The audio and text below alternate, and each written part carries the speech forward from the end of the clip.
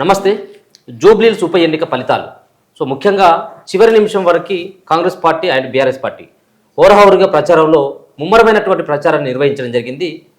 సర్వేలలో ఏమో బీఆర్ఎస్ పార్టీకి అనుకూలంగా ఇస్తే ఎగ్జిట్ పోల్స్ ఏమో కాంగ్రెస్ పార్టీకి అనుకూలంగా ఇచ్చింది.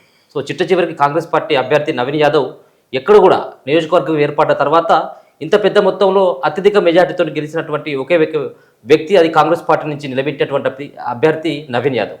సో నవీన్ యాదవ్ జూబ్లీహిల్స్లో గెలిచినప్పటికీ బీహార్లో మాత్రం కాంగ్రెస్ పార్టీ చతికిల పడిపోయింది. సో అక్కడ ఉన్నటువంటి పరిస్థితులు ఏంటి, ఇక్కడ ఉన్నటువంటి పరిస్థితులు ఏంటి, సో మాట్లాడేటువంటి ప్రయత్నం చేద్దాం. మనతో పాటు కాంగ్రెస్ పార్టీ మహిళా నాయకురాలు కోట నీలిమ గారు. అక్క నమస్తే. నమస్కారం. సో ముందుగా మీకైతే, ఎందుకంటే కాంగ్రెస్ పార్టీ నాయకురాలు కాబట్టి ముందుగా మీకైతే కంగ్రాచులేషన్స్. Thank you. సో ఏంటి ఈ విజయాన్ని రేపటి భవిష్యత్తులో ఏ విధంగా చూస్తుంది కాంగ్రెస్ పార్టీ? మీకు ముందున్నటువంటి లక్ష్యం, సో ఇక్కడ ఉన్నటువంటి జిహెచ్ఎంసీ ఎన్నికలే ప్రధానమైనటువంటి లక్ష్యం. సో ఈ ఎన్నిక ద్వారా మీకు కాన్ఫిడెన్స్ పెరిగిపోయిందా, జిహెచ్ఎంసీ కూడా మా ఖాతాలోకి వస్తుందని చెప్పేసి ఈ విజయాన్ని ఎట్లా చూస్తారు మీరు? అంటే కాంగ్రెస్ పార్టీ సిద్ధాంతాలు ఎన్నికలకి వాటికి పరిమితం కాదు. మేము అపోజిషన్లో ఉన్నా, పార్టీ పవర్లో ఉన్నా, మేము ఎలక్షన్స్ ఓడిపోయినా, మేము ఎలక్షన్స్ గెలిచినా, ఇప్పుడు నా సంగతే చూడండి, నేను కాంటెస్ట్ చేశాను సనత్ నగర్లో, కానీ ఎలక్షన్ రిజల్ట్స్ వచ్చిన మరుక్షణం నుంచి అక్కడ పనిచేయడం మొదలుపెట్టాం. ఎందుకంటే మేము కాంగ్రెస్లో ఉన్నది కాంగ్రెస్ సిద్ధాంతాలని నిలబెట్టి ముందరకు తీసుకెళ్ళడానికి. కాబట్టి ఖచ్చితంగా ఎన్నికల వంక చూసి పని చేయటం మా అలవాటు కాదు. But at the same time ఇప్పుడు వచ్చిన రిజల్ట్ దీంతో తెలుస్తున్నది ఏంటంటే ఓటర్స్లో అవగాహన ఉంది. ఖచ్చితంగా బీఆర్ఎస్ బీజేపీ చేసిన దుష్ప్రచారానికి రియాక్షన్ ఈ రిజల్ట్. అలాగే కాంగ్రెస్కి సపోర్ట్గా, డెవలప్మెంట్ పాలసీస్కి సపోర్ట్గా, అలాగే అభివృద్ధి పథకాలకి సపోర్ట్గా వచ్చిన రిజల్ట్ జూబ్లీహిల్స్ రిజల్ట్. కాబట్టి ఇప్పుడు ఒక పెద్ద బాధ్యత కాంగ్రెస్ పార్టీ మీద, కాంగ్రెస్ గవర్నమెంట్ మీద ఉంది. వాళ్ళు అనుకుంటున్న అభివృద్ధి, మేము మిగతా అంతా మొత్తం రాష్ట్రంలో చేస్తున్న అభివృద్ధి ఖచ్చితంగా జూబ్లీహిల్స్ కూడా తీసుకొచ్చి జూబ్లీహిల్స్ ప్రజలకి ఒక మంచి లైఫ్, ప్రాబ్లమ్స్ సాల్వ్ చేసే ఒక సిస్టమ్ తీసుకొచ్చి పెట్టాలి. ఇది మన బాధ్యత. రెండో మాట ఏంటంటే, ఈ గెలుపు పర్సనల్గా ఎలక్షన్స్లో పొలిటికల్ పార్టీస్ ఉంటాయి, కానీ ఈ పర్టికులర్ జూబ్లీహిల్స్ గెలుపు మటుకు ప్రజల గెలుపు. అది ఖచ్చితంగా మహిళల గెలుపు, స్టూడెంట్స్ గెలుపు, యువత గెలుపు, అలాగే మిడిల్ క్లాస్ ఎవరైతే, నాకు సోమాజిగూడలో ఇన్ఛార్జ్ ఇచ్చారు, సో అక్కడ అపార్ట్మెంట్స్లో ఉన్న వాళ్ళు కానీ మిడిల్ క్లాస్, వర్కింగ్ క్లాస్ ఎవరైతే ట్యాక్స్ పేయర్ అంటాం వాళ్ళ గెలుపు ఇది. సో క్రితం 2 ఏళ్లగా వాళ్ళు చూస్తున్న చేంజెస్, వాళ్ళు చూస్తున్న అభివృద్ధి చూసి వాళ్ళు దే ఆర్ కన్విన్స్డ్ కి మన కాంగ్రెస్ ఉంటే ఒక బెటర్ లైఫ్ పాసిబుల్. మీకు కూడా గుర్తుంది అసెంబ్లీ ఎలక్షన్స్లో ఏ రకమైన రిజల్ట్స్ వచ్చాయో. జూబ్లీహిల్స్లో బీఆర్ఎస్ గెలిచింది ఆ టైంలో. ఎలా అయితే 10 ఏళ్లుగా నిర్లక్ష్యం చేశారో, క్రితం 2 ఏళ్లుగా కూడా అక్కడ నిర్లక్ష్యం అయింది. కానీ ఇప్పుడు అది మారబోతోంది. సో ఇది ఒక చాలా పెద్ద బాధ్యత ఇది. ఎందుకంటే వాళ్ళు అనుకున్న వాళ్ళ ఆశయాలు, వాళ్ళు అనుకున్న ఆలోచన, మేము దానికి కరెక్ట్గా డెలివరీ చేయాలి. సో అంటే మీరేమో ఇంత పెద్ద విజయం, సో 24,000 పైచిలకు మెజార్టీ, సో ఇంత మెజార్టీ వచ్చింది మీరు పెద్దగా గొప్పగా ఊహించుకుంటా ఉన్నారు కాంగ్రెస్ పార్టీ. కానీ అక్కడ ఉన్నటువంటి బీఆర్ఎస్ పార్టీ ఒక రకమైనటువంటి ఆరోపణ, ముఖ్యంగా రిగ్గింగ్ చేసి గెలిచిండ్రు, గుహనాలను పెట్టి ఓటింగ్లో వాళ్ళు కూడా పక్కా సంబంధించిన నియోజకవర్గాల నుంచి చాలామందిని తీసుకుని వచ్చి రిగ్గింగ్ పాల్పడ్డారు అన్నటువంటి ఆరోపణలు సైతం కూడా BRS party working president KTR నిన్న కూడా చేయడం జరిగింది. సో ఆ వ్యాఖ్యలు ఎట్లా చూస్తారు?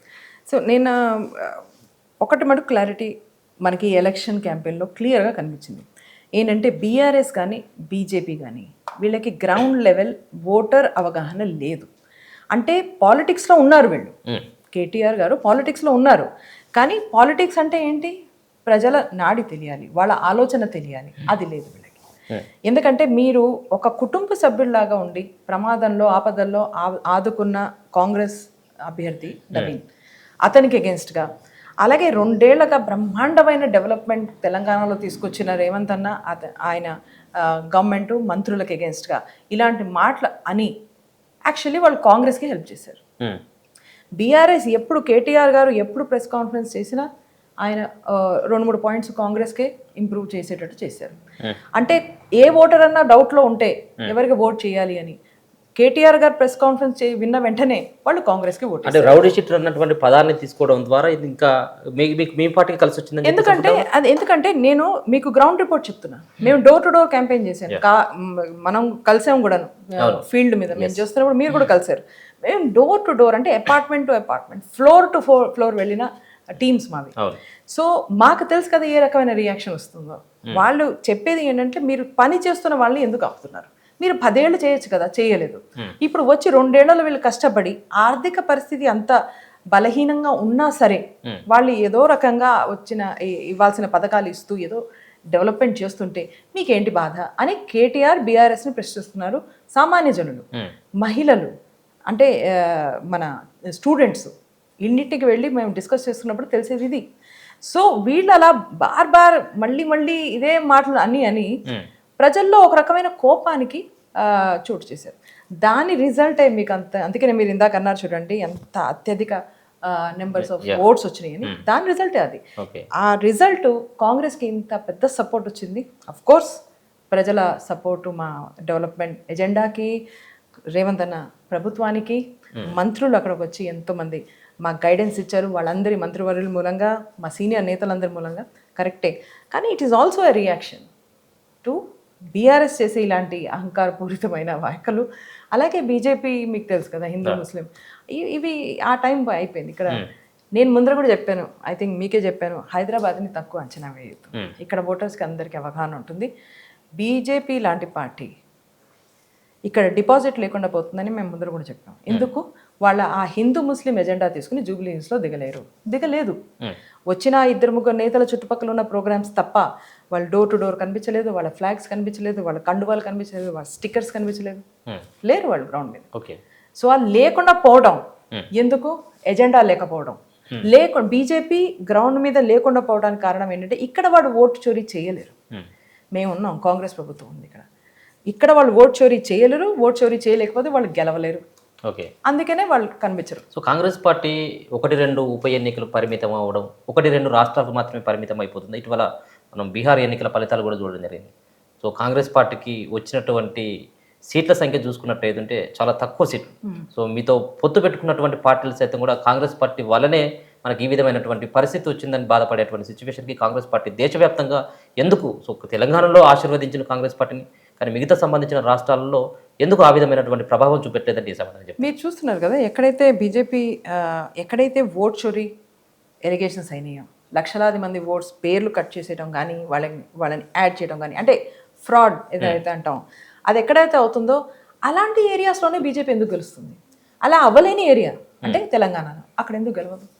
సో నేను అడిగే సీదా స్ట్రైట్ క్వశ్చన్ ఇక్కడ ఏంటంటే, బీజేపీకి ఎజెండా ఏంటి వాళ్ళ ఎజెండా? హిందూ ముస్లిం తప్ప వాళ్ళకి ఇంకో ఎజెండా లేదు, డెవలప్మెంట్ ఎజెండా లేదు. అంటే వాళ్ళు చెప్పే 2-3 మళ్ళీ ఎలా అయితే కేటీఆర్ బీఆర్ఎస్ ఒక ఫ్లైఓవర్ చూపించి ఏదో మేము చాలా డెవలప్మెంట్ చేసేసినట్టు వాళ్ళు కూడా బీఆర్ఎస్ కూడా బీజేపీ కూడా అదే చేస్తారు. సో ఓటు చోరీ గురించి మీరు మాట్లాడుతున్నారు పదే. ఒకవేళ ఓటు చోరీ కనుక చేసినట్టయితే ఉంటే తెలంగాణ రాష్ట్రంలో బీజేపీ పార్టీ జెండెగరాలి, బీజేపీ పార్టీ అధికారంలో ఉండాల్సినటువంటి అవసరం వచ్చేది కదా. సో కాంగ్రెస్ పార్టీ అంతకంటే ముందు బీఆర్ఎస్ పార్టీ కదా అధికారం.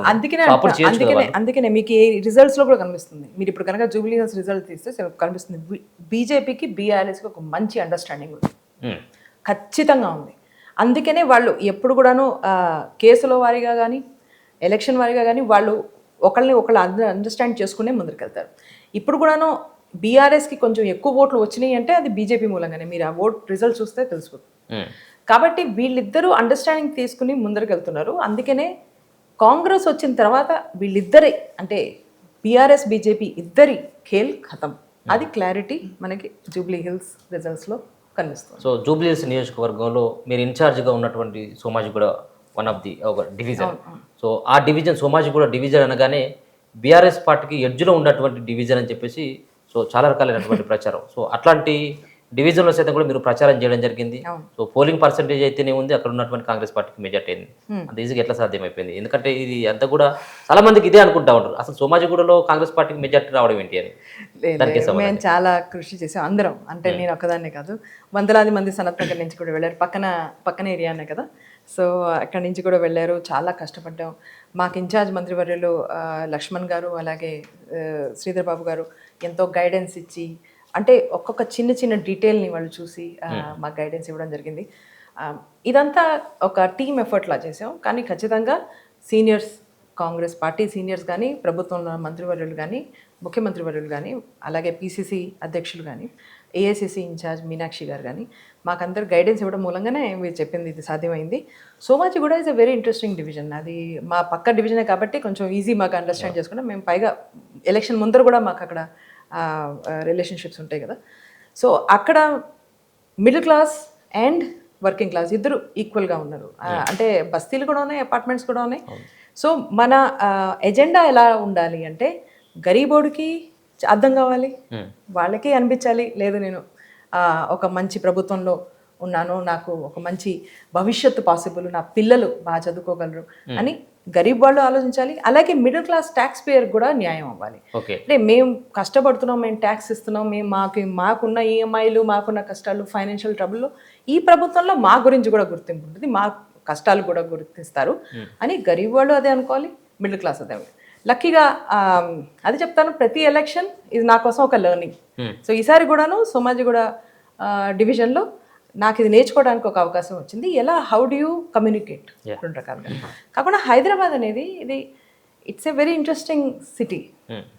ఇక్కడ మిడిల్ క్లాస్ ఉంటారు, అలాగే కష్టపడి చాలా అంటే ముందుకు రావడానికి ప్రయత్నం చేస్తున్న యువత, అంటే యూత్ ఉంటారు, స్టూడెంట్స్ ఉంటారు, డిస్ట్రిక్ట్స్ నుంచి వచ్చిన వాళ్ళు ఉంటారు, అలాగే బయట అంటే తెలంగాణ నుంచి బయట నుంచి వచ్చిన వాళ్ళు ఉంటారు. మీరు అందరినీ తీసుకుని ముందరికి వెళ్ళగలుగుతున్నారు. నా ఉద్దేశంలో అదే ఇక్కడ ఫెయిలియర్ బీఆర్ఎస్ది, బీజేపీది. మీరు సెపరేట్ చేయడానికి ట్రై చేస్తున్నారు, కాంగ్రెస్ అందరినీ తీసుకెళ్ళడానికి ట్రై చేస్తున్నారు. సో ఒక ముఖ్యమంత్రి హోదాలో ఉన్నటువంటి రేవంత్ రెడ్డి సో అదే జూబ్లీహిల్స్ కాన్స్టిట్యూన్సీ పైన ప్రతి ఒక్క డివిజన్లు తిరగడం దేనికి సంకేతాలు అనుకోవచ్చు? అంటే ఓడిపోతాం అన్నటువంటి భయంతో ఉంటా, లేకపోతే ఆ పదవికి, ఆయన పదవికి ఎసరు వస్తుంది అన్నటువంటి దానిపైన ప్రధానంగా దీనిపైన దృష్టి సారించిండ్రు. ఏదో విధంగా గెలవాలన్నటువంటి దానిపైనే ఆయన దృష్టి సారించి, ముఖ్యంగా ఆయన ఏ రకంగానైనా ఓట్ల చోరీగా వచ్చిందాక అన్నట్టుగా నవీన్ యాదవ్కు సంబంధించినటువంటి వాళ్ళ తమ్ముడికి 3 ఓట్లు ఉన్నాయి అన్నటువంటి అంశాన్ని పదే పదే కేటీఆర్ మాట్లాడుతూ ఉన్నాడు. అక్కడ ఉన్నటువంటి కొన్ని ఓట్లను సైతం కూడా నవీన్ యాదవ్ క్రియేట్ చేసింది 20,000 పైన అని చెప్పేసి కూడా మొదటి నుంచి కూడా బీఆర్ఎస్ పార్టీ ఆరోపిస్తూ ఉన్నది. సో ఎందుకు ఒక ముఖ్యమంత్రి ఆ విధమైనటువంటి తిరగాల్సిన అవసరం ఏముంది? ఏ ముఖ్యమంత్రి కూడా ఇప్పటి వరకు అన్నిసార్లు పర్యటించారు ఒక ఉప ఎన్నిక కోసం? లేదా మీకు గుర్తు చేస్తాను, మనకి గణేష్ నిమజ్జనం అయిందా ఇక్కడ, అప్పుడు ఓ రోజు ముందర ముఖ్యమంత్రి వర్యులు అక్కడి నుంచి వెళ్తూ ఆగి అన్ని అరేంజ్మెంట్స్ సరిగ్గా ఉన్నాయా లేదా, రేపు వందలాది మంది, వేలాది మంది వస్తారు, భక్తులు వస్తారు, వాళ్ళకి ఏం ప్రాబ్లం కాదు, ఉండకుండా ఉండాలని. అలాగే మనకి వర్షాలు బాగా వచ్చినప్పుడు జూలై ఆగస్ట్లో అనుకుంటా, మా సనత్ నగర్ దగ్గర కూడాను అలాగే రావడం జరిగింది. పక్కనున్న కుకట్పల్లి, జూబ్లీ హిల్స్ మొత్తం ఏరియా అంతా ఆయన టూర్ చేసి ఎక్కడ కూడా పైప్ లైన్స్, నాలాలు క్లీన్గా ఉన్నాయా లేదా, వర్షాలు రాబోతున్నాయి, ఎవరికి ఇంట్లో నీళ్లు నిండకూడదు అని హైడ్రాని కూడా తీసుకెళ్ళి ఇన్స్పెక్షన్ చేసిన సందర్భాలు ఉన్నాయి. ముఖ్యమంత్రి వర్యులుకి ప్రజలంటే ఎంతో అత్యంత అభిమానం. ఎవరికి ఏ రకమైన కష్టం ఉండకూడదు, ఎవరికి మనకు కనుక తెలిస్తే ఏదైనా ప్రాబ్లం రాబోతుందని ముందరే దాన్ని సాల్వ్ చేద్దాం అని ఆయన ఎప్పుడు ప్రజల్లో ఉండే మనిషి. కాబట్టి వాస్తవం ఇక్కడ కనుక జూబ్లీ హిల్స్లో ఎలక్షన్ ఉంటే ఆయన వస్తారు, ఆయన క్యాంపెయిన్ చేస్తారు, ప్రజలతో 1-to-1 మాట్లాడారు. అది మా అదృష్టం అది. ఓకే, నియోజకవర్గానికి కానీ రాష్ట్రానికి కానీ మీరు ఇచ్చినటువంటి 6 గ్యారెంటీలు, చాలా హామీలు ఉన్నాయి, 400 పైచిలుకున్నటువంటి హామీలు. ఏమనంటే మీలాంటి వాళ్ళని, మహిళలను అడిగినట్టయితే మాకు ఫ్రీ బస్ అని చెప్తారు, కొంతమందిని అడిగినట్టయితే సన్న బియ్యం అంటారు. సో ఇంకా మిగతా కార్యక్రమాలు ఏంటి? ఈ సన్న బియ్యం వరకు, ఈ కరెంటు వరకే పరిమితమా? మీరు ఇచ్చినటువంటి చాలా హామీలు ఉన్నాయి. సో మహిళలకు ఇచ్చినటువంటి హామీలు ఉన్నాయి, నిరుద్యోగులకు ఇచ్చినటువంటి హామీలు ఉన్నాయి, 2 సంవత్సరాలు కావస్తూ ఉన్నది. సో ఎట్లా కాంగ్రెస్ పార్టీ ఇంకా ఏ విధంగా విశ్వసించాలి ప్రజలంతా? ఇవాళే అనుకుంటా కదా జాబ్ నోటిఫికేషన్ వచ్చింది, మళ్ళీ ఒక జాబ్ నోటిఫికేషన్. ఇప్పుడే ఎలక్షన్ కోడ్ మూలంగా ఇంతవరకు ఆగిపోయినాయి చాలా డిసిషన్స్, చాలా కార్యక్రమాలు ఆగిపోయినాయి. కానీ అది అయిపోయిన వెంటనే ఐ థింక్ జాబ్ నోటిఫికేషన్ కూడా రావడం జరిగింది. ప్రతి హామీ, ఒక్కొక్క హామీని మేము జాగ్రత్తగా దాన్ని ఫుల్ఫిల్ చేయడానికి, అమలు చేయడానికి ప్రయత్నిస్తున్నాం. కానీ మీకు కూడా తెలుసు, 10 ఏళ్లగా బీఆర్ఎస్ కుపరిపాలన మూలంగా ఆర్థిక పరిస్థితి చాలా బలహీనంగా ఉంది. దాని మూలంగా ఎన్నో మేము అనుకున్నవి వెంటనే చేయలేకపోయాం. కానీ చేస్తున్నాం, కానీ మెల్లిమెల్లిగా చేస్తున్నాం. ప్రతి పథకాన్ని ఏ రకంగా ఫేజ్ వారీగా ఇంప్లిమెంట్ చేయాలో మీకు ఎదుర్కొన్నా ఉంది గవర్నమెంట్ ఎంత కేర్ఫుల్గా ప్లాన్ చేస్తున్నాను. అలాగే మొత్తం క్యాబినెట్ ప్రయత్నం ఏంటంటే, అందరి మంత్రివర్యుల ప్రయత్నం ఏంటంటే, మనం ఇచ్చిన ప్రతి గ్యారంటీని ప్రతి ఇంటికి తీసుకెళ్ళాలి. ఎవరైతే అర్హులు, ఎవరైతే ఎలిజిబులో, ఎవరిని వదలదు. ఇప్పుడు బీఆర్ఎస్ మోడల్కి మా కాంగ్రెస్ మోడల్కి ఇదే డిఫరెన్స్. మాది ఏంటంటే, ఎవరు ఎలిజిబిలిటీ క్రైటీరియాలో వస్తున్నారో వాళ్ళకి ఖచ్చితంగా మాకు డెవలప్మెంట్ చేయించాలి, వాళ్ళకి పథకాలు వెళ్ళాలి అని మా ప్రయత్నం. వాళ్ళ టైంలో ఎలా ఉండేదంటే, వాళ్ళకి కొంచెం గ్రూప్స్ ఉండేవి, లాబీలు ఉండేవి, వాళ్ళకి ఇచ్చుకోవడం జరిగింది. అందుకనే 10 ఏళ్ళగా నిర్లక్ష్యం అయ్యారు ఎవరు, ఇలా సిటీస్ కానీ, బీదవాళ్ళు కానీ, బస్తీలు కానీ, యువత కానీ, అలాగే మహిళలు కానీ. ఆ నిర్లక్ష్యాన్ని 10 ఏళ్ళ నిర్లక్ష్యం ఇది. ఇది 2 ఏళ్లలో పోదు కదా, మెల్లిమెల్లిగా చేస్తున్నాం. కానీ నేను చెప్పేది ఏంటంటే, మాకు డబల్ పని చేయాల్సి వస్తుంది. ఇప్పుడు మా సనత్ నగరే తీసుకోండి, అక్కడ రోడ్లు లేవు, సరే, దాని కింద పైప్ లైన్స్ లేవు, దాని కింద డ్రైనేజ్ అస్సలు లేదు. సో మేము ఎక్కడి నుంచి మొదలు పెట్టాల్సి వస్తుంది? ఫస్ట్ పైప్ లైన్స్ వేసి, దానిపైన రోడ్లు వేసి, దానిపైన ఏమైనా చేయాలంటే చేయాల్సి వస్తుంది. ఇప్పుడు ఆ డబల్ పని అంటే 10 ఏళ్లగా నిర్లక్ష్యమైన పని ప్లస్ మేము చేయాల్సిన పని. టైం పడుతుంది కదా, టైం పడుతుంది. Thank you so much. So మొత్తానికి జూబ్లీహిల్స్లో వచ్చినటువంటి ఫలితాల పట్ల కాంగ్రెస్ పార్టీకి సంబంధించినటువంటి నేత అంతా హర్షభావం వ్యక్తం చేస్తారు. దాంట్లో భాగంగా కోట నీలిమ గారి సైతం కూడా వచ్చినటువంటి ఫలితాలను హర్షిస్తూ, ఆమె ఇన్ఛార్జిగా ఉన్నటువంటి సుమజిగూడలో సైతం కూడా మెజార్టీ రావడం పట్ల హర్షం వ్యక్తం చేస్తూ ఉంది. మరొక పక్కన గత ప్రభుత్వం చేసినటువంటి ఒక నిర్లక్ష్యపు ధోరణితోటే ఈ విధమైనటువంటి పరిస్థితి ఉంది. ఏదేమైనప్పుడు కూడా, ఎన్ని అనివార్య పరిస్థితులు ఎదురైనప్పుడు కూడా కాంగ్రెస్ పార్టీ ఇచ్చినటువంటి హామీలను మేనిఫెస్టోలో పెట్టినటువంటి అంశాలని అన్నిటి కూడా నెరవేర్చేటువంటి బాధ్యత కాంగ్రెస్ పార్టీ పైన, ముఖ్యమంత్రి రేవంత్ రెడ్డి పైన కూడా ఉంది. వాటిని అతి త్వరలో కూడా నెరవేరుస్తామని చెప్పేసి ఒక హామీ అయితే ఇస్తాను. చూస్తూనే ఉండండి మన తొలి వెలుగు.